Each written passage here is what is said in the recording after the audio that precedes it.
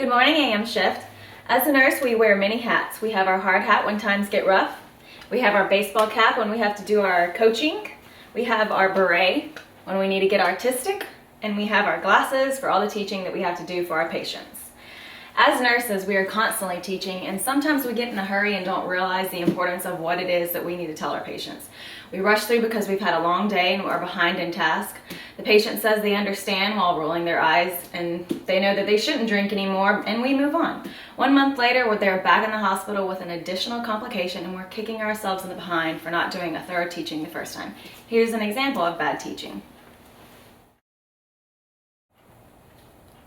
Hi there, I'm Brittany, your nurse. You seem a little sleepy and a little out of it, but I'm here to do your teaching.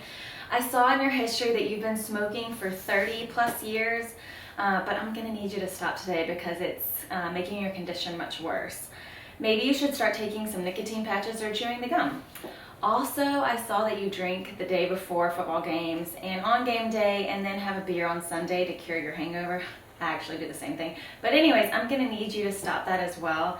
This is kind of what happens when you get old. And last but not least, do you know how to use your insulin pen? No? Okay, well, it's getting a little late. I need to make some more rounds, but here's a sheet of paper right here. I've filled it out for you. It's just 15 pages. Just buzz through it, and if you have any questions, just buzz the nursing station.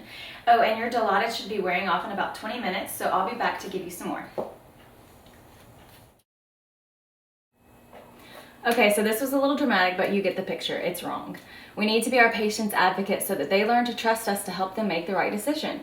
We need to make them realize that what we are teaching them is very important for their recovery. Everyone learns in a different way. Some learn by reading material, some learn by lecture, some learn by interaction and hands-on. We need to acknowledge this from the beginning and accommodate for their needs. If not, this patient that you're hoping leaves today because he's been buzzing the nursing station every 3 minutes, guess what? He's gonna be back. And you know why? Because you, along with several others, did not teach him how and when to use his insulin and how to empty his Foley bag. Also, you didn't stress to Miss Susan in room 4 that she was supposed to wipe from front to back, increase her fluid intake, maybe take some cranberry pills once a day, and most importantly, finish her prescription of antibiotics. Now she's back in the ER for the 3rd time with another kidney infection. This is no fun for her, and she's about to make her day even better.